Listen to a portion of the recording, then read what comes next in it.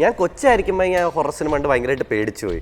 അപ്പോൾ എനിക്ക് തന്നെ നാണക്കേട്, ഞാൻ എന്താ ഇങ്ങനെ പേടിക്കുന്നത്. എന്നിട്ട് ഞാൻ കോളേജിലിരുന്ന് ഒറ്റയ്ക്കിരുന്ന് കുറേ ഹൊറർ പടം കണ്ടു. ലൈറ്റിങ്ങും ഗിമിക്സ് ഒന്നും ഇല്ല, കളേർഡ് ലൈറ്റിംഗ് ഇല്ല, സ്മോക്ക് ഇല്ല, ഷോട്ട്സ് എല്ലാം ബേസിക് കോമ്പോസിഷൻസ് ആണ്.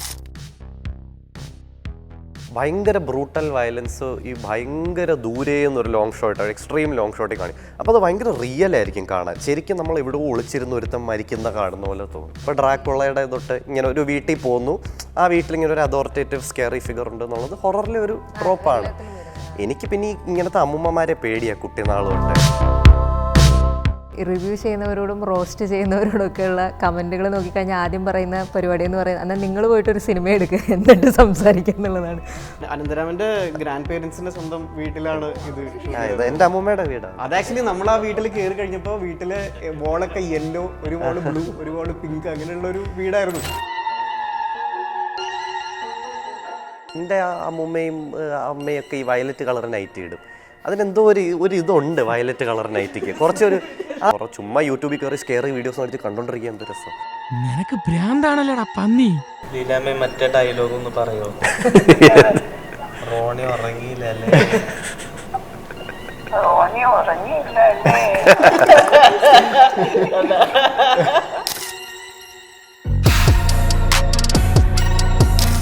ഹായ്, നമ്മളെല്ലാവരെയും പേടിപ്പിച്ച ഒരു ഷോർട്ട് ഫിലിമിൻ്റെ സിനിമയോളം തന്നെ ഗംഭീരമായിട്ടുള്ള വിഷ്വൽസ് കൊണ്ടും അതിൻ്റെ മൊത്തം മേക്കിംഗ് കൊണ്ടും അത്ഭുതപ്പെടുത്തിയ ഒരു ഷോർട്ട് ഫിലിമിൻ്റെ ടീമാണ് ഇന്ന് റിപ്പോർട്ടർ ഫിലിംസിനൊപ്പം ചേരുന്നത്.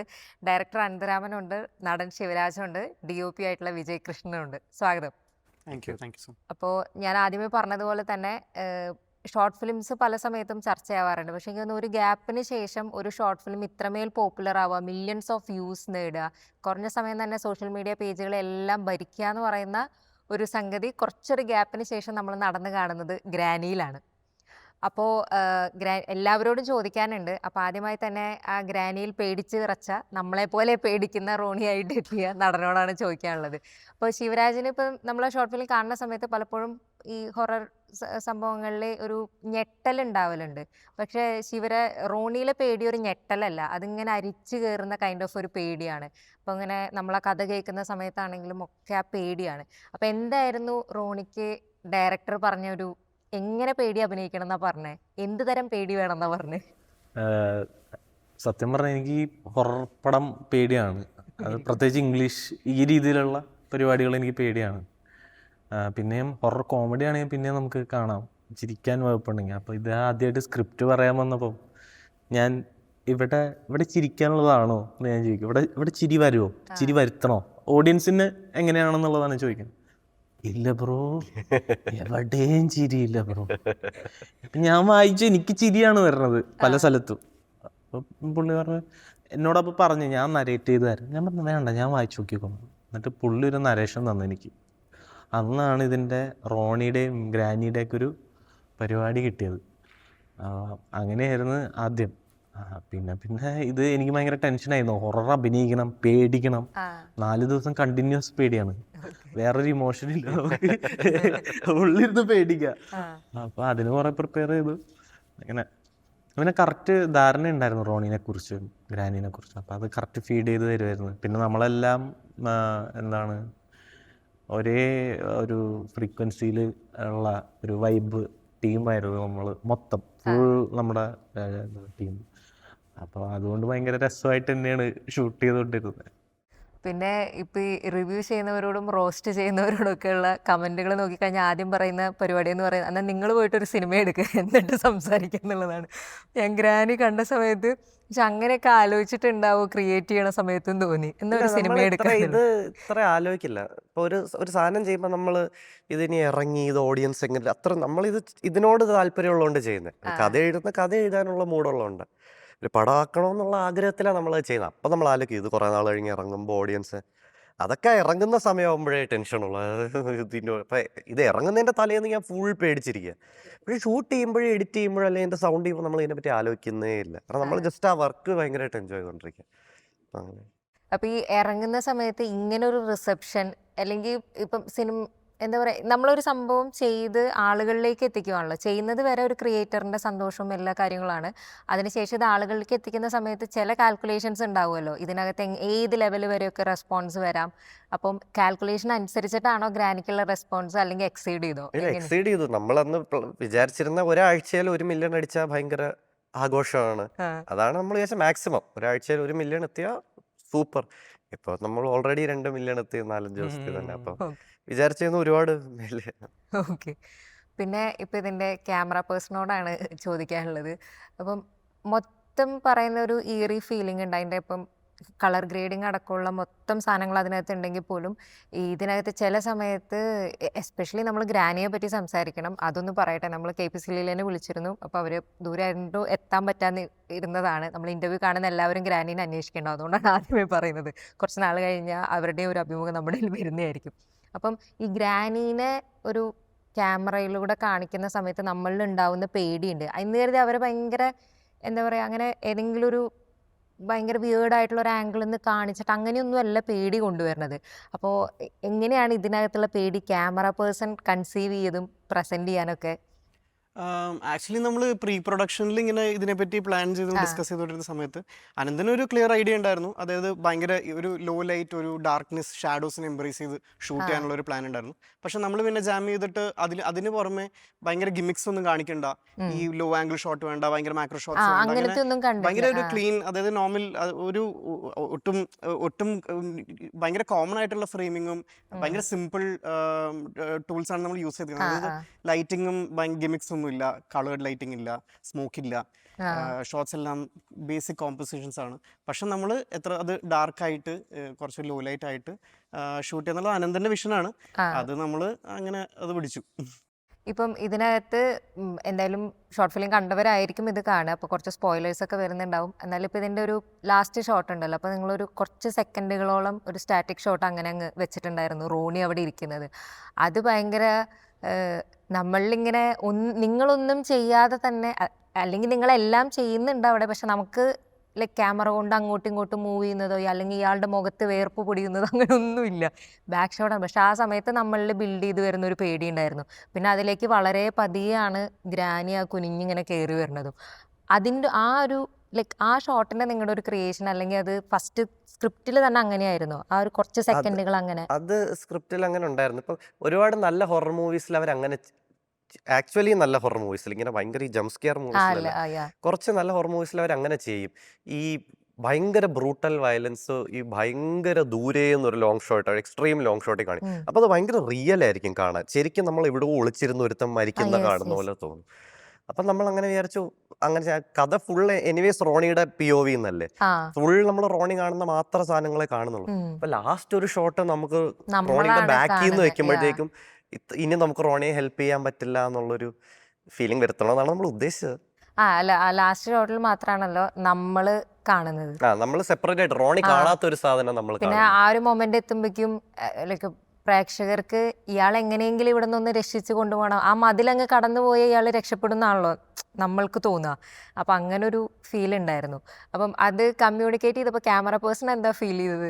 ലൈക്ക് ഇങ്ങനത്തെ ഒരു ഷോട്ട് സെയിം നമ്മൾ ആ ബ്ലോക്കിംഗ് ചെയ്തപ്പോൾ, ഷൂട്ടിന് മുമ്പ് തന്നെ ബ്ലോക്കിംഗ് ചെയ്തപ്പോൾ അങ്ങനെ തന്നെയാണ് ഫ്രെയിം വെച്ചത്, അങ്ങനെ തന്നെയാണ് അത് കൺസീവ് ചെയ്തത്. അല്ല, പിന്നെ അതിൽ വിജയ് ഒരുപാട് ഹെൽപ്പ് ചെയ്തിട്ടുണ്ട്. എനിക്ക് എൻ്റെ ഒരു വീക്കർ സൈഡാണ് ഈ ക്യാമറ എന്ന് പറയുന്നത്. ഓക്കെ.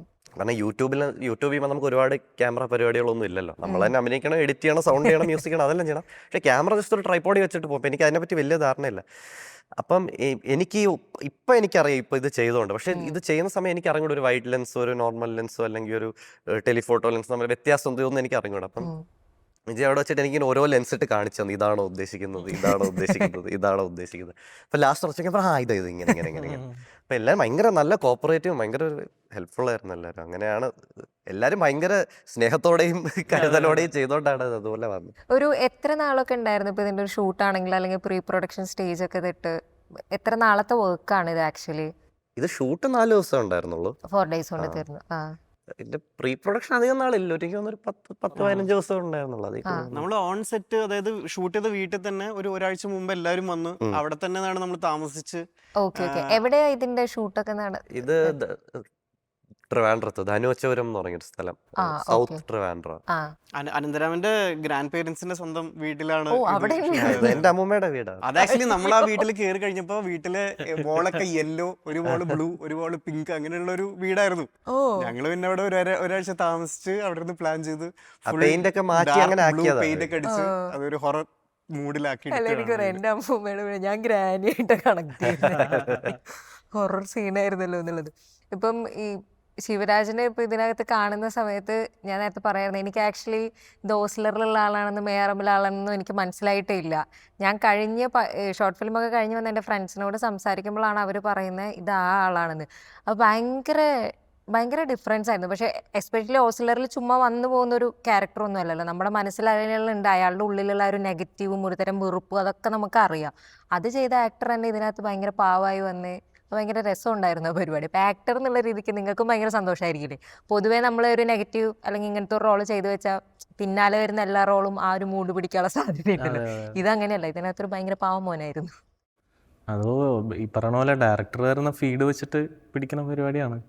അപ്പം എന്താ നമ്മൾ രണ്ടുപേരും ആക്ട് ലാബ് എന്ന് പറഞ്ഞ ഇൻസ്റ്റിറ്റ്യൂട്ടിൽ വെച്ചാണ് പുള്ളി ഒരു നല്ല ആക്ടറാണ്. ഓ അറിയാം, ഞങ്ങൾ രോമാഞ്ചത്തിൽ അപ്പോൾ കണ്ടിരുന്നു. പുള്ളി അങ്ങനെ കറക്റ്റ് ഒരു ആക്ടേഴ്സ് തമ്മിൽ കമ്മ്യൂണിക്കേറ്റ് ചെയ്യണ പോലെ നമ്മൾ ആ ക്യാരക്ടറിന് വേണ്ടി അതിൻ്റെ ഓരോ മീറ്റർ, പിന്നെ നമുക്ക് മൂഡിന് മ്യൂസിക് ഇടും.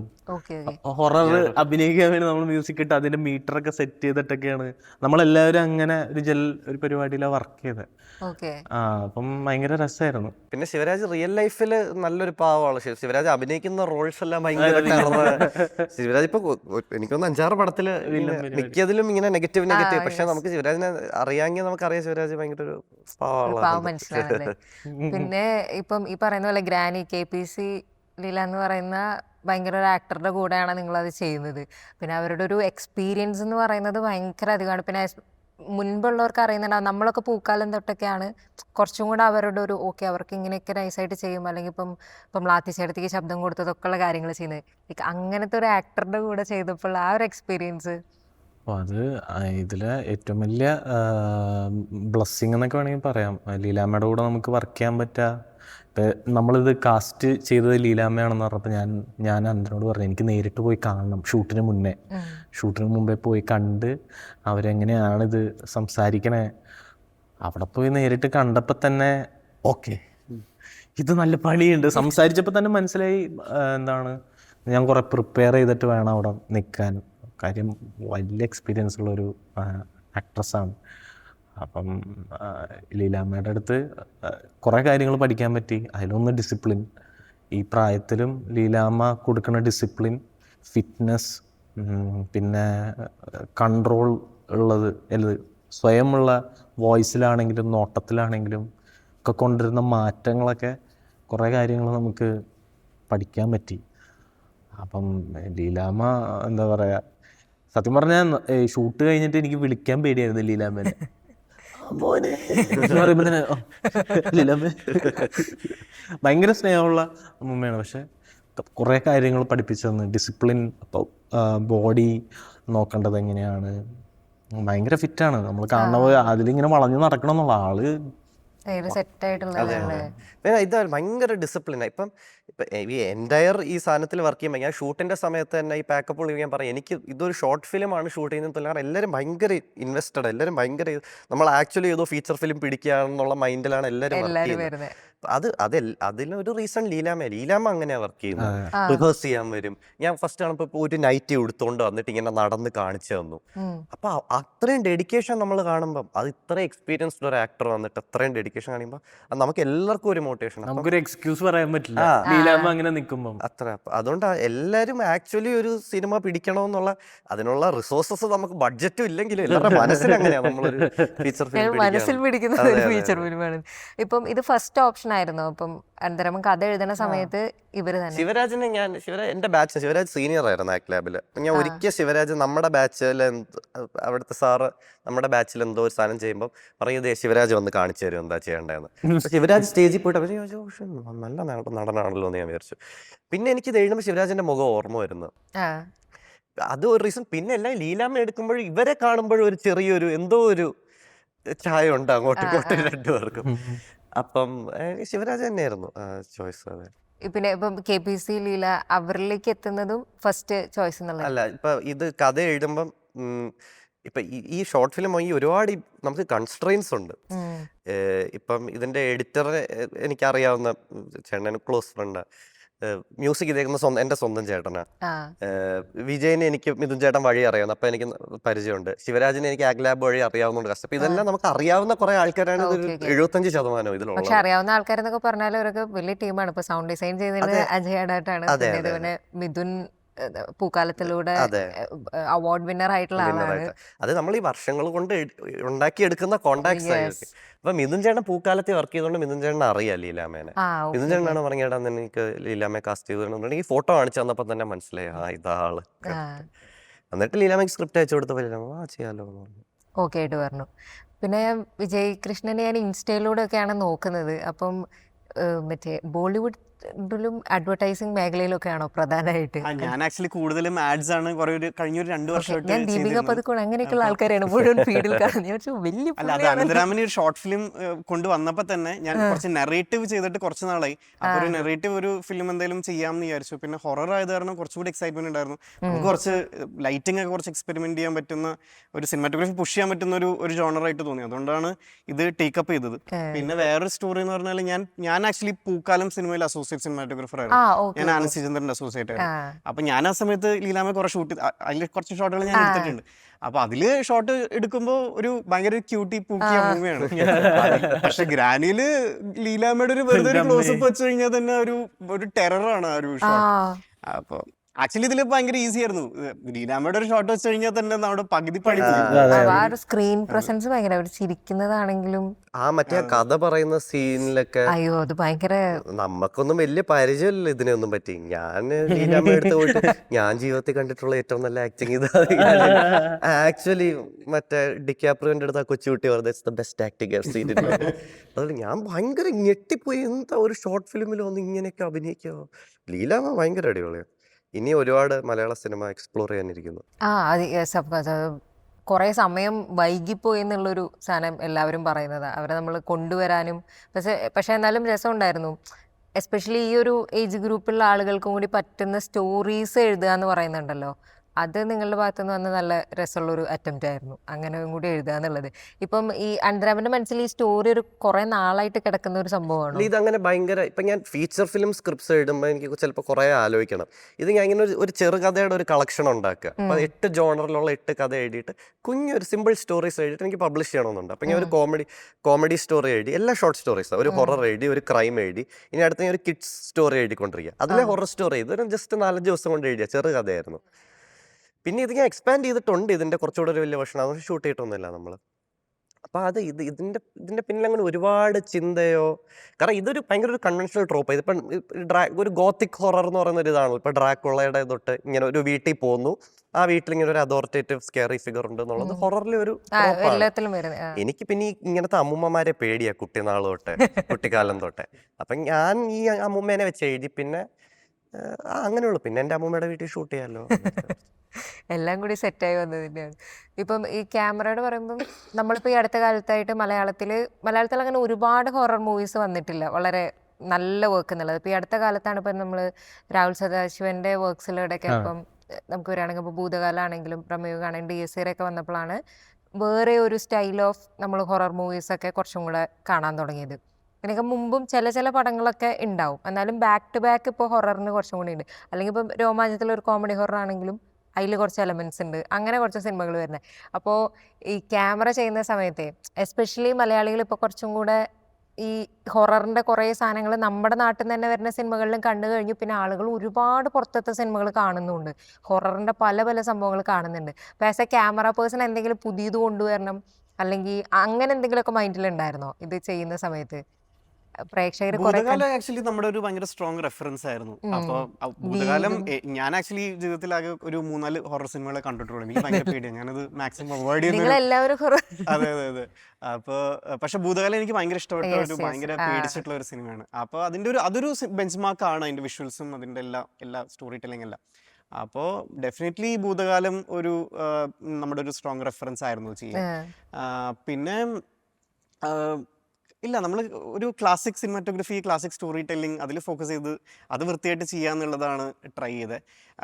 ഒരു റിസ്ട്രെയിൻഡ് ഉണ്ടായിരുന്നു എല്ലാവർക്കും. ഇപ്പൊ ഓറാക്കണ്ട, മറ്റേ അവിടെ ലൈറ്റ് വെക്കണ്ട, ഈ ലൈറ്റ് വെക്കണ്ട, വെക്കണ്ട. അവിടെ അത് ഇടിമിന്നൽ വേണ്ട, അതെ. അവിടെ കളറുള്ള ലൈറ്റ് വേണ്ട എന്നുള്ളത് ആ ഒരു നമ്മള് കുറെ കാര്യങ്ങൾ ചെയ്യാതിരുന്നതാണ് ഇതിലെ ഒരു അത് എല്ലാ നന്നായിട്ട് ഡിപ്പാർട്ട്മെന്റിലും ഉണ്ട്. ഇപ്പൊ ആക്ടിങ് ആയാലും ക്യാമറ ആണെങ്കിലും സൗണ്ടിലാണെങ്കിലും മ്യൂസിക് ആണെങ്കിലും എല്ലാത്തിനും നമ്മൾ ഒരു 2 സ്റ്റെപ്പ് ബാക്കിലോട്ടാണ് അതെ. വെച്ചേക്കുന്നത്. ആ ആ ഒരു റിയലിസം മെയിൻറ്റെയിൻ ചെയ്യാൻ വേണ്ടി. എന്തെങ്കിലും ഒന്ന് കേറിപ്പോയി അപ്പം മനസ്സിലാവില്ല ഇത് സിനിമയാണെന്നുള്ള. ആ ആ അകത്തോട്ട് കേട്ടണമെങ്കിൽ എല്ലാം കുറച്ച് റിയൽ വേൾഡ് പോലെ തോന്നണം. ആ ആ അതുകൊണ്ട് എല്ലാം കുറച്ച് എല്ലാത്തിലും നമ്മൾ സട്ടിലായിട്ടാണ് നമ്മള് പക്ഷെ റിയലിസം ബാക്കിലോട്ട് മെയിൻറ്റെയിൻ ചെയ്ത് ഒരു ഇപ്പം ഈ ഷോർട്ട് ഫിലിം സംബന്ധിച്ച ആളുകൾക്കുള്ള കുറച്ച് സംശയങ്ങളുണ്ട്. അതൊക്കെ ക്രിയേറ്റേഴ്സിന് ഇപ്പം തിരുത്താൻ പറ്റുന്ന അല്ല, മറ്റേ ആ ഡോറിൽ വരുന്ന ബ്ലഡ് ആരുടേതാണെന്നുള്ളൊരു ചോദ്യമുണ്ട്. പല പല ഉത്തരങ്ങളുണ്ട്. ക്രിയേറ്റർക്ക് എന്താണ്? പറഞ്ഞു കൊടുക്കരുത്. പറഞ്ഞു കൊടുക്കരുത്. റോണി മിണ്ടാതിരിക്കും. സ്പോയിലർ ആണ് ഓബിയസ്ലി. ആ. അപ്പൊ കണ്ടിട്ടില്ലാത്തവരൊന്ന് കണ്ടിട്ട് അതൊന്നും കൂടെ ഇതിന് പറയാം. ശേഷം കണ്ടിട്ട് ഞങ്ങൾ സ്പോയിലർ അലർട്ട് ഒക്കെ ഇട്ടിട്ട് കൊടുക്കാം സ്റ്റാർട്ടിങ്ങിൽ. So, ഇത് ബേസിക്കലി കഥ ഈ വേർഷൻ ഓഫ് ദ സ്റ്റോറി ഭയങ്കര ആംബിഗസ് ആണ്. ഇതിന്റെ ഒരു കുറച്ചുകൂടി ഒരു 10-30 പേജും കൂടെ വരുന്ന സ്ക്രിപ്റ്റ് ഉണ്ട്. Okay okay. അത് നമ്മൾ സിനിമ ആക്കിയില്ല, നമുക്ക് ആക്കാൻ പറ്റിയില്ല. റാഹേലമ്മി മൊത്തം ആൾക്കാരും വരുന്ന ഇല്ല എക്സ്റ്റൻഡഡ് ഇതുണ്ടെങ്കിൽ എല്ലാം കുറെ കൂടി ക്ലിയർ ആവും. അപ്പൊ ബേസിക്കലി ഇത് ഇവര് മുമ്പ് കൊന്നിട്ടുള്ള ആരുടെയോ ബ്ലഡ് ആണ്, അവരുടെ ഒരു അല്ലെങ്കിൽ മുമ്പ് കൊന്നിട്ടുള്ള ആരുടെയോ ബ്ലഡ് ആണ്. 12:30 ഇറങ്ങുന്ന ആ ഒരു ആ മുൻ സമയത്തുള്ള ദിവസങ്ങളിൽ ആരുടെയോ blood. വന്നിട്ടുള്ള സംഭവമാണെന്നുള്ളതാണ് വരുന്നത്. ഓക്കെ. പിന്നെ ഇതിനോട് ചോദിക്കുകയാണെങ്കിൽ ഇപ്പം ഓസ്ലർലി ജഗദീഷിൻ്റെ ചെറുപ്പകാലമാണല്ലോ ചെയ്യുന്നത്. അപ്പം നമ്മൾ കരിയറിൻ്റെ ഫസ്റ്റ് തുടങ്ങി. അപ്പോൾ ആ സമയം ജഗദീഷ് ഈ പറഞ്ഞതുപോലെ വളരെ സീനിയർ ആക്ടറാണ്. അപ്പം നിങ്ങൾ അവരുടെ ചെറുപ്പകാലം ചെയ്യുന്ന സമയത്ത് അദ്ദേഹം ചെയ്യുന്ന എന്തെങ്കിലുമൊക്കെ സംഭവങ്ങൾ, മാനറിസങ്ങൾ നമ്മളിൽ കൊണ്ടുവരിക, അങ്ങനെ എന്തെങ്കിലുമൊക്കെ ഒരു സംഭവം പിടിച്ചിട്ടുണ്ടായിരുന്നോ? അത് അങ്ങനൊരു ഇത് നമ്മുടെ ഫസ്റ്റ് തോട്ടാണല്ലോ. ജഗദീഷ് ചേട്ടൻ എന്ന് പറയുമ്പോൾ തന്നെ നമ്മൾ കുറെ മാനറിസങ്ങൾ നമുക്ക് അറിയാം എല്ലാവർക്കും. ആളിങ്ങനെ അപ്പൊ അത് മിഥുൻ ചേട്ടന്റെ ടീമിലുള്ള എല്ലാവരും ആ സാധനം വേണ്ട, ആ ജഗദീഷ് ചേട്ടനെ നമുക്ക് ആ ജഗദീഷ് ചേട്ടന്റെ ചെറുപ്പം വേണ്ട എന്ന് പറഞ്ഞു. അപ്പം ഞാൻ ഇത് ഷൂട്ട് തുടങ്ങുന്ന സമയത്ത് പോയി കണ്ടപ്പം ജഗദീഷ് ചേട്ടൻ ആ ക്യാരക്ടറിന്റെ ലുക്കിൽ വന്ന് നിന്നായിരുന്നു. ഞാൻ അപ്പോൾ അതുവരെ സ്ക്രിപ്റ്റ് ഒന്നും വായിച്ചിട്ടില്ല.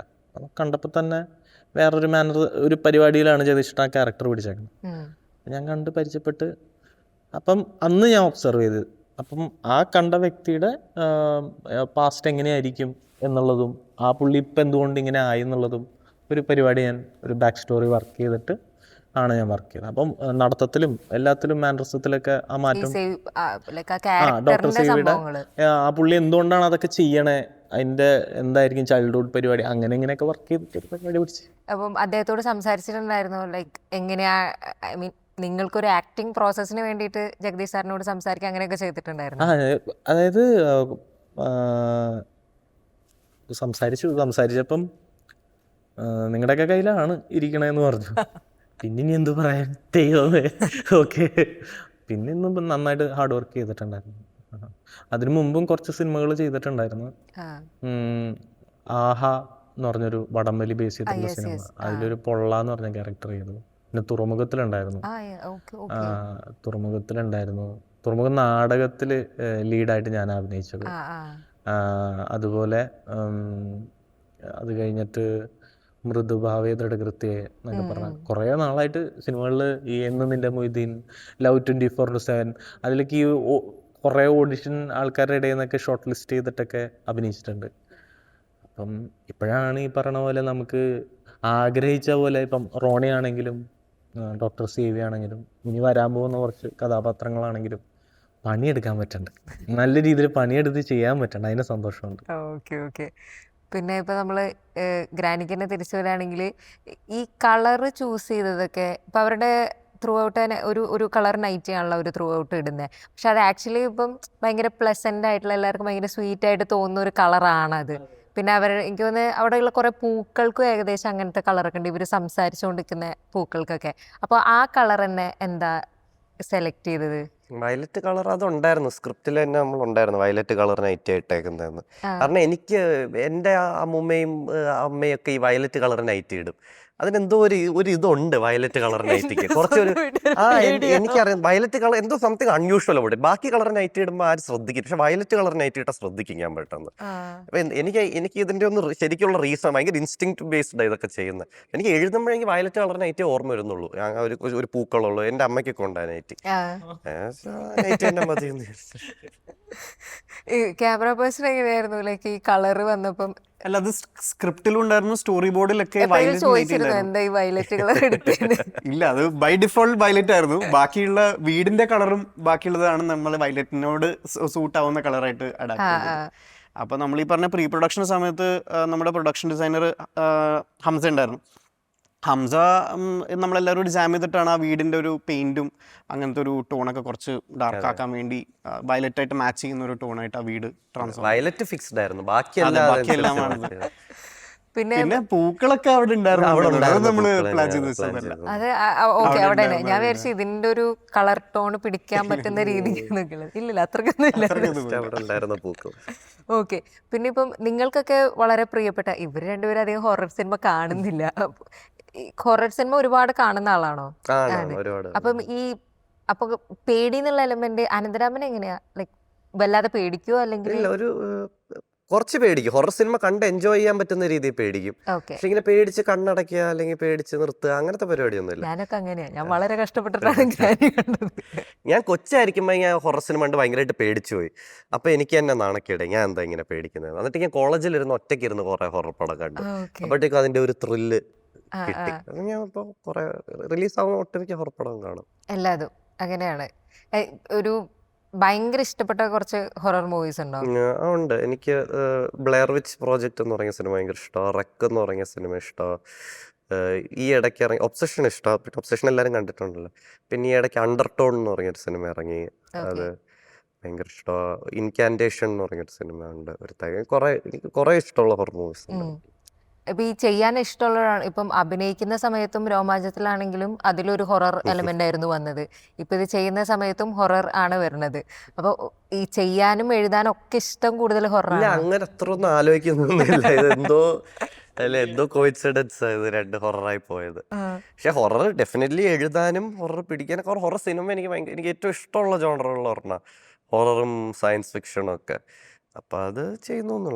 പിന്നെ ഈ നമ്മളിങ്ങനെ ഫ്രണ്ട്സിനോട് സംസാരിക്കുമ്പോഴായിരുന്നു, അതായത് നിസ്സാരം പോലെ കംപ്ലീറ്റ്ലി സയൻസിന്റെ സംഭവങ്ങൾ പറയുന്ന ഒരു സാധനം ചെയ്യുന്ന ആളാണല്ലോ. അപ്പൊ ആൾ അസോസിയേറ്റ് ചെയ്യുന്നതൊക്കെ ലൈക്ക് ഈ സൂപ്പർ നാച്ചുറൽ അങ്ങനത്തെ പരിപാടിയാണല്ലോ. ഇതങ്ങ് ചേരുന്നില്ലല്ലോ.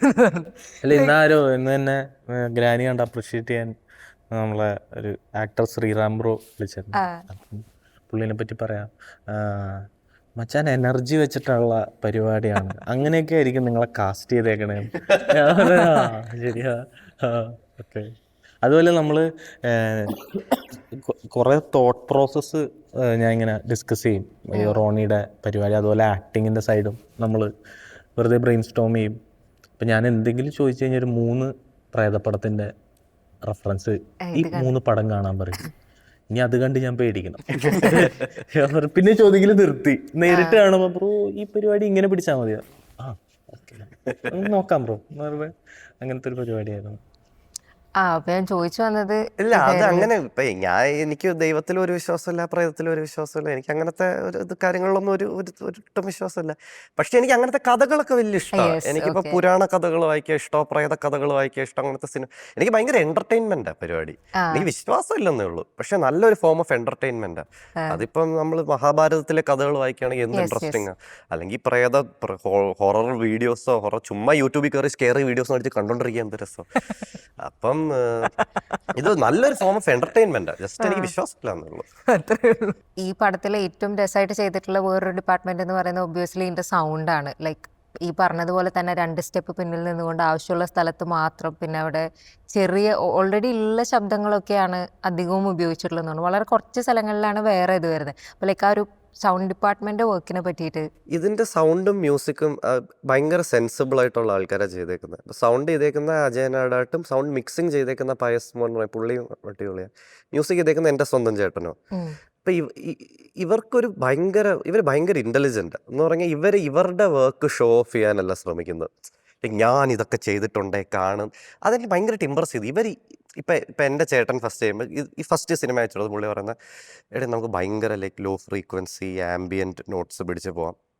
ഇപ്പം നമ്മളൊരു ഞാൻ വേറെ ആർക്കെങ്കിലും ആണ് ഇത് കൊടുത്തതെങ്കിൽ കുറച്ചുകൂടെ ബിഗിനേഴ്സ് എക്സ്പേർട്സിനൊക്കെ അറിയാം. ബിഗിനേഴ്സ് കൊടുത്താൽ അവരുടെ വർക്ക് മ്യൂസിക് ഇവിടെ തെറിച്ച് നിൽക്കട്ടെ, ഇവിടെ മുഴച്ച് നിൽക്കട്ടെ, ഇവിടെ ഇങ്ങനെ ഇപ്പം എൻ്റെ വർക്ക് പെട്ടെന്ന് എല്ലാവരും നോട്ടീസ് ശ്രദ്ധിക്കും. ചെയ്യട്ടെ.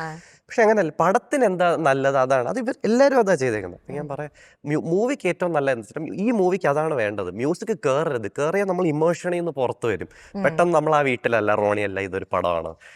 അപ്പം അത് കൊണ്ടുവരാണ്ട് ആ മ്യൂസിക് ഭയങ്കര സട്ടിലായിട്ട് കൊണ്ടുപോയിട്ട് സൗണ്ട് ഡിസൈനിലും അതാ.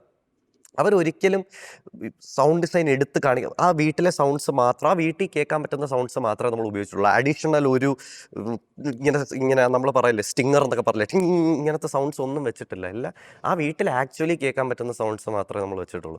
അപ്പോൾ ആ ഒരു സട്ടിലിറ്റിയാണ് അത്. അപ്പോൾ ആ റിയലിസം മെയിൻറ്റെയിൻ ചെയ്ത് പോകും. ആ വീട്ടിൽ ഇങ്ങനത്തെ സൗണ്ട്സ് കേൾക്കും, ആ സൗണ്ട്സ് മാത്രം വെച്ചാൽ മതി, വേറെ അഡീഷണലായിട്ട് ഒരു സൗണ്ടും വെക്കേണ്ട. ഭയങ്കര കൊടുങ്കാറ്റിൻ്റെ സൗണ്ട്, മഴ, എല്ലാം സട്ടിലായിട്ട് പിടിച്ചു.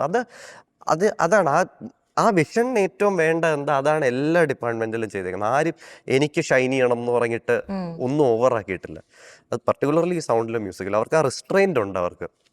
ഞാൻ ഈ സൗണ്ട് ഡിസൈൻ, ഈ അജയനാടാട്ട് എന്ന് പറഞ്ഞാൽ ബ്രോൻ്റെ അടുത്ത് സംസാരിക്കും, പുള്ളി എൻ്റെ അടുത്ത് പറഞ്ഞാൽ ഒരുപാട് പ്രശ്നമൊന്നും പറഞ്ഞാൽ നമ്മൾ ഏതെങ്കിലും ഒരു സീൻ കണ്ടിട്ട് മ്യൂസിക് ഇവിടെ സൂപ്പറായിട്ടുണ്ടെന്ന് അപ്പം തന്നെ പറയുകയാണെങ്കിൽ അതിൻ്റെ അർത്ഥം മ്യൂസിക് സൂപ്പറായെന്നല്ല. മ്യൂസിക് നമ്മളെ അവിടെ പുറത്ത് കൊണ്ടുവന്നു പടത്തിൽ നിന്ന്. പടം കഴിഞ്ഞിട്ട് മ്യൂസിക് സൂപ്പറാണെന്ന് പറഞ്ഞാൽ കുഴപ്പമില്ല. ഏതെങ്കിലും ഒരു സീനിൽ എന്ത് മ്യൂസിക് എന്ന് പറയാൻ നമ്മൾ മ്യൂസിക്കിലാണ് ശ്രദ്ധിക്കുന്നത്. പുള്ളി പറഞ്ഞിട്ടുണ്ട്. അതെനിക്ക് ഭയങ്കര ഇൻട്രസ്റ്റിംഗ് ആയിട്ട് തോന്നി. പുള്ളി ഒരുപാട് എക്സ്പീരിയൻസ് ഉള്ള ആളാണ്. പുള്ളി അത് പറയും, നമ്മളെപ്പോഴും ആ ഇമോഷനിലാണ് ഫോക്കസ് ചെയ്യേണ്ടത്. അത് കുറച്ചും കൂടെ രസമായിട്ട് തോന്നിയത് മറ്റേ റോണി ഫസ്റ്റ് കിടന്നുറങ്ങുന്ന സമയത്ത് ഒരു പേടി കുറച്ച് എണീക്കുന്നു, ചെറിയ ഇതുകൾ കേൾക്കുന്നുണ്ടല്ലോ. പക്ഷെ ആ സമയത്തെ സംഭവം പോലും, ആ കേൾക്കുന്ന ശബ്ദം പോലും ഭയങ്കര പെട്ടെന്ന് ഇങ്ങനെ ഞെട്ടിക്കുന്ന ശബ്ദമല്ല, എവിടെ നിന്നൊക്കെയോ ഒരു അസ്വസ്ഥതപ്പെടുത്തുന്ന ഒരു ശബ്ദം അങ്ങനെ വരുന്നു എന്നുള്ളതായിരുന്നു ആ സംഭവം. അതെ, എല്ലാ ആ ഒരു റിയലിസം മെയിൻറ്റെയിൻ ചെയ്യണമെന്നുള്ളതാണ്. നമ്മൾ പേടിപ്പിക്കാൻ ശ്രമിക്കാണ്ട് നമ്മൾ നിങ്ങൾ പേടിക്കുമെന്ന് വിചാരിച്ച ഒരു സാധനം ഇടാതെ ഇതാണ് കഥ, ഇനി പേടിക്കുന്നവർ പേടിച്ചോട്ടെ, ഈ കഥ കണ്ട് നിങ്ങൾ പേടിയാവുന്നില്ലെങ്കിൽ പേടിയാവണ്ട, അത്രയുള്ള ആ കഥയ്ക്ക് ഓണസ്റ്റ് ആയിട്ട് ബിഹേവ് ചെയ്യുക എല്ലാവരും. ഇതൊരു സ്റ്റോറിയാണ്, ഇങ്ങനെയാണ് നമ്മളിത് പ്രസന്റ് ചെയ്യുന്നത്. നിങ്ങൾക്ക് നാച്ചുറലി പേടിയാവുന്നെങ്കിൽ പേടിയായിക്കോട്ടെ, അത്രേ നമ്മൾ ഉദ്ദേശിച്ചിട്ടുള്ളൂ.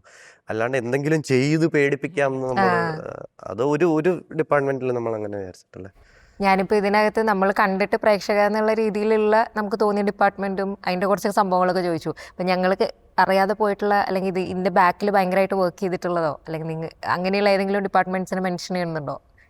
പിന്നെ ഒരുപാട് പേരുണ്ട്. ഇപ്പം നമ്മുടെ കോസ്റ്റ്യൂം ചെയ്തേക്കുന്ന രഞ്ജിനി എന്ന് പറഞ്ഞ രഞ്ജിനി, ഇത് ഈ 2004 കഥ പറഞ്ഞത്. അപ്പം നമ്മുടെ ഈ കോസ്റ്റ്യൂംസ്, നമ്മുടെ ആർട്ട് ഡിപ്പാർട്ട്മെന്റ്, അവരൊക്കെ ഭയങ്കര ഇമ്പോർട്ടൻ്റ്. ആ 2004 ആണെന്ന് വിശ്വസിപ്പിക്കണമല്ലോ. അപ്പം അതിന് നമ്മുടെ ആർട്ട് ഡയറക്ടർ ഹംസ, നമ്മുടെ കോസ്റ്റ്യൂം രഞ്ജിനി. അപ്പം ആ സമയത്തെ കോസ്റ്റ്യൂം എല്ലാം ഒരു ബഡ്ജറ്റില്ല, നമ്മളെ കൊണ്ട് പറ്റുന്ന പോലെ ബിലീവോളെ കണ്ടാൽ തോന്നുന്നു 2004 അത്ര ഒരു അതവർ കൺവിൻസിങ് ആയിട്ട് ചെയ്തിട്ടുണ്ട്.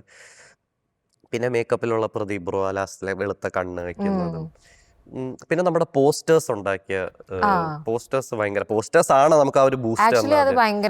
അതാ പുള്ളി എല്ലാം കൈ കൊണ്ട് വരയ്ക്കുന്നതാ. കൃഷ്ണ ഒന്നും ഒരു തുള്ളി പോലും യൂസ് ചെയ്തിട്ടില്ല. പുള്ളി ഫസ്റ്റ് വരച്ചിട്ട് അതിന്റെ പുറത്തൂടെ ഭയങ്കര ഒരു പുള്ളി ഭയങ്കര കിട്ടില്ലായിരുന്നു. പിന്നെ ഫസ്റ്റ് സ്റ്റോറി ബോർഡ് ഞാൻ സഹായിച്ച പയ്യനുണ്ട്. പിന്നെ ഞാനതിൽ വിട്ടുപോയെന്ന് എനിക്കറിയണം. പക്ഷെ എല്ലാം ഒരുപാട് നല്ല ഭയങ്കര പാഷനേറ്റ് ആയിട്ടുള്ള ആൾക്കാർ. ഈ ഗ്രാനിയുടെ ഇതിൻ്റെ പോസ്റ്റേഴ്സ് ശരിയായിരുന്നു കേട്ടോ. പോസ്റ്റേഴ്സ് ഭയങ്കര സ്ട്രൈക്കിംഗ് ആയിരുന്നു. എസ്പെഷ്യലി നമ്മൾ ഇങ്ങനെ ഒരു സംഭവം വരുന്നുണ്ട് എന്നുള്ള ഒരു സംഭവം അറിഞ്ഞത് അങ്ങനെയായിരുന്നു. പിന്നെ ഇതിൻ്റെ കോൺസെപ്റ്റ് ഇപ്പോൾ മുത്തശ്ശി എന്ന് പറഞ്ഞിട്ട് അപ്പുറത്തൊരു സീരീസും അതേ സമയത്ത് തന്നെ ഇറങ്ങി. അതിലും KPCL തന്നെ അവർ തന്നെ അതിനകത്ത് അവർ വേറൊരു മുത്തശ്ശിയായിട്ടാണ് അതിനകത്ത് വന്നത്. ഇത് വന്നപ്പോൾ നിങ്ങൾക്ക് എന്താ തോന്നിയത്? ഞാൻ ഗ്രാനി എന്ന് പറയുന്ന ഒരു സാധനം വരുന്നതിൻ്റെ പോസ്റ്റർ കാണുന്നു. പിന്നെ കുറച്ച് കഴിഞ്ഞിട്ടാണ് മുത്തശ്ശി എന്ന് പറയുന്നത് ഇറങ്ങുന്നത്. അപ്പൊ ഞാൻ വിചാരിക്കുന്നത് ഗ്രാനി എന്ന് പറയുന്നത് ഇംഗ്ലീഷ് പോസ്റ്ററും മുത്തശ്ശി എന്ന് പറയുന്നത് മലയാളം പോസ്റ്ററാണ്. ശരിക്കും അങ്ങനെ ഞാൻ വിചാരിച്ചിട്ടുണ്ടായിരുന്നു. പിന്നെയാണ് ഇത് സീരീസ് ആണെന്ന് മനസ്സിലാവുന്നത്. ഇത് രണ്ടും കൂടി നിങ്ങൾക്ക് ഗ്രാനി കഴിഞ്ഞ ഓഗസ്റ്റിൽ ഷൂട്ട് ചെയ്ത അത് ഈ ജനുവരി ആയപ്പോൾ റെഡി ആയിരുന്നു ഗ്രാനി റിലീസ്. നമ്മളിപ്പോ ഇറക്കിയെന്നേ ഉള്ളൂ. നമ്മൾ ഫീച്ചർ ഫിലിം ആക്കണോ അങ്ങനത്തെ കുറെ ചർച്ചകളിലും ഒക്കെ പെട്ടുപോയി. മുത്തശ്ശി എനിക്കൊന്ന് കുറെ കൂടെ കഴിഞ്ഞിട്ട് ഷൂട്ട് ചെയ്ത എനിക്ക് തോന്നുന്നു അവർ ഈ മാർച്ചിൽ എന്തോ ഷൂട്ട് ചെയ്തു. രണ്ടും പക്ഷെ റിലീസ് ആയത് കോയിൻസിഡൻസ് ആണ്. ഓക്കെ. മുത്തശ്ശിയുടെ കുറെ പോസ്റ്റേഴ്സ് ഒക്കെ സിറ്റിയിൽ മൊത്തം ഉണ്ട്. അത് കണ്ടിട്ട് കുറച്ച് പേരെങ്കിലും നമ്മുടെ നമുക്ക് ഗുണമുണ്ടായിട്ടുണ്ട്. കിട്ടിയത് നല്ലതല്ലേ? അത് ഇന്നേവ് ചെയ്തായിട്ട് നമ്മൾ ടൈപ്പ് ചെയ്ത് നോക്കുമ്പോൾ എന്ത് വേണമെങ്കിലും. ഓക്കെ. ഇപ്പം കുറേ നാളായിട്ട് യൂട്യൂബ് കോണ്ടന്റ് ക്രിയേറ്റിംഗ് അതിൻ്റെ ഒരു ഭാഗത്ത് നിൽക്കുന്നുണ്ടല്ലോ. അപ്പോൾ നമ്മൾ ഈ സിനിമയായിട്ട് വരുന്ന സമയത്ത് ഇതിൻ്റെ ഒരു റീച്ച് റിലേറ്റഡ് ആയിട്ടോ അല്ലെങ്കിൽ അങ്ങനത്തെ കാര്യങ്ങളിലൊക്കെ ആ സൈഡ് ഒരു പ്ലാനിങ് ഉണ്ടായിരുന്നോ? ഇല്ല, ഇപ്പൊ ഷോർട്ട് ഫിലിം ചെയ്യുമ്പോൾ നമുക്കൊരു കോൺഫിഡൻസ് തുടങ്ങി, ഓക്കെ എൻ്റെ യൂട്യൂബ് ഓഡിയൻസ് എങ്കിലും ഇതിപ്പോ ഒരുപാട് പേരിൽ പുതിയ ആൾക്കാരിൽ ഇപ്പൊ ഇത് ഈ കാണുന്നവർക്കൊന്നും അപ്പൂവൻ ബോയ്സ് എന്താന്ന് പോലും അറിഞ്ഞൂടാ. പക്ഷെ ഇനിഷ്യലി ഒരു കോൺഫിഡൻസ് അതാ, ലൈക്ക് എനിക്ക് ഇത്തിരി ആൾക്കാരിലേക്കെങ്കിലും ഇത് എത്തിക്കാൻ പറ്റും സ്വന്തമായിട്ട് പ്ലാറ്റ്ഫോം ഉള്ളതുകൊണ്ടെന്നുള്ള. അപ്പൊ അതങ്ങനെ ഹെൽപ്പ് ചെയ്തിട്ടുണ്ട്. പക്ഷെ ഇത് ബിൽഡ് ചെയ്തെടുക്കാൻ കഴിഞ്ഞ 6 വർഷം ഞാൻ ഈ യൂട്യൂബ് ചെയ്തുകൊണ്ടാണ് എനിക്കിപ്പോ ഈ ചാനൽ ഇറക്കാൻ പറ്റില്ല. ഓക്കെ. അപ്പം അങ്ങനെയൊക്കെയാണ്. പിന്നെ നിങ്ങളുടെയൊക്കെ എന്തെങ്കിലും പുതിയ വർക്ക് കാര്യങ്ങൾ അതിനെപ്പറ്റിയൊക്കെ പറയാൻ പറ്റുന്ന സ്റ്റേജിലുണ്ടെങ്കിൽ? ശിവരാജിന്റെ ഒരു സാധനം പക്ഷെ ഒന്നും പറയുന്നില്ല അല്ലേ? നമ്മുടെ അടുത്ത പ്രോജക്റ്റ് അതെ, എല്ലാവരും സപ്പോർട്ട് ചെയ്യണം. ഒരു പടമായിട്ട് വരാൻ എല്ലാവരും ഹെൽപ്പ് ചെയ്യണം. അതെ അതെ അതെ, അതാണ് നമ്മുടെ ആഗ്രഹം. നമ്മളിങ്ങനെ കുറച്ച് സാധനം ഡിസ്കസ് ചെയ്യുന്നു, പക്ഷെ ഒന്നും അങ്ങനെ അത് പറഞ്ഞപ്പോഴാണ് ഇപ്പം ഗ്രാനിക്ക് ഇതേപോലെ നമ്മൾക്ക് സോഷ്യൽ മീഡിയയിൽ വലിയ അപ്രിസിയേഷൻ കേൾക്കുന്നുണ്ട്. അപ്പം നിങ്ങൾക്കൊക്കെ നേരിട്ട് കിട്ടുന്ന ഒരു അപ്രിസിയേഷൻ ഒക്കെ സിനിമാ മേഖലയിൽ നിന്നൊക്കെയുള്ള ആളുകളൊക്കെ വിളിക്കും. ഇപ്പം നേരത്തെ ഒരാൾ പറഞ്ഞു, അപ്പം അതേപോലെയൊക്കെ ഉണ്ടായിരുന്നു. നിങ്ങൾ ഭയങ്കര സന്തോഷം തോന്നിയ അപ്രിസിയേഷൻസ് ഉണ്ടോ? പിന്നെ അങ്ങനെ ആൾക്കാർ ഒരുപാട് പേര് മെസ്സേജ് അയക്കുന്നുണ്ട്, ഇങ്ങനെ നല്ലതായിരുന്നു, അവർ കണ്ടു ഇഷ്ടപ്പെട്ടു എന്ന്. ഇൻഡസ്ട്രിയിൽ നിന്നുള്ളവരും അല്ലാത്തവരും. അത് പിന്നെ നമുക്ക് ഭയങ്കര സന്തോഷം.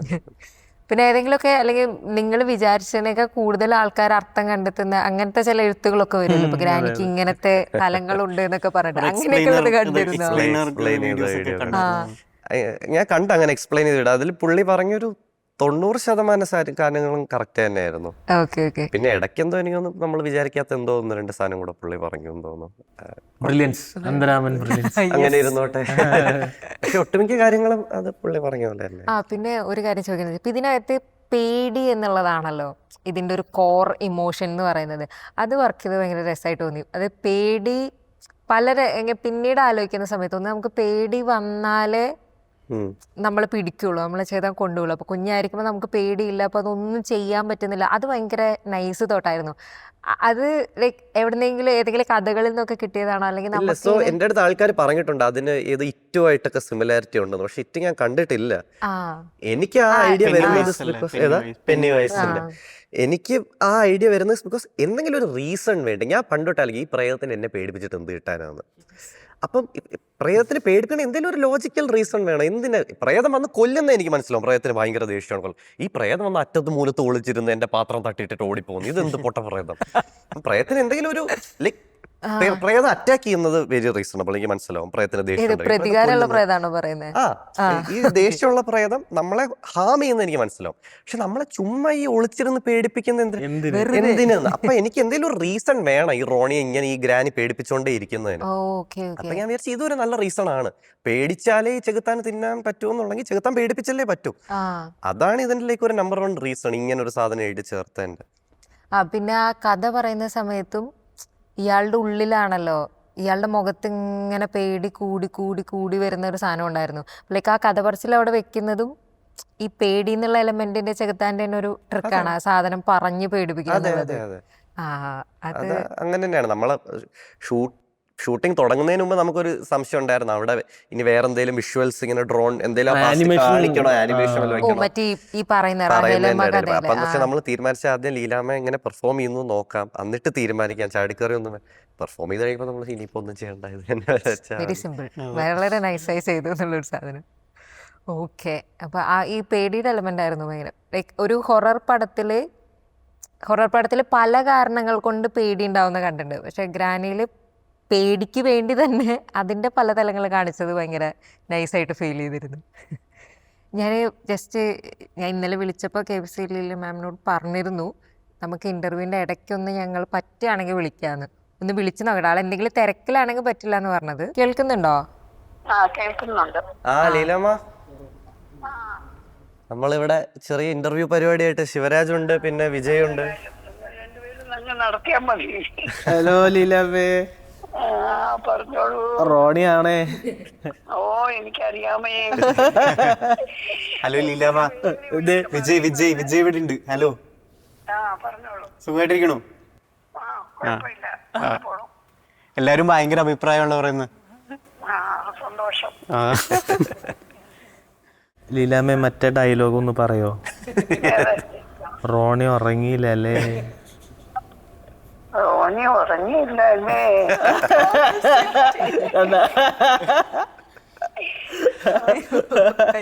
പേടിച്ച് ഇന്റർവ്യൂ എടുക്കണ ചേച്ചി പേടിച്ച്.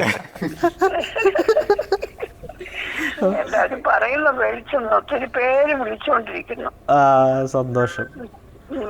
അപ്പം നമ്മുടെ റിപ്പോർട്ടർ ചാനലിലെ എല്ലാവരോടും എന്തെങ്കിലും ഓഡിയൻസിനോട് പറയാനുണ്ടോ ലീലാമ്മയ്ക്ക്?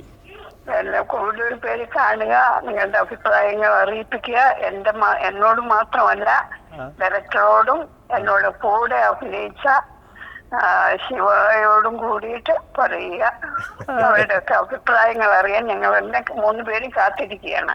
Okay, thank you Leelamma. Thank you Leelamma, thank you. Okay.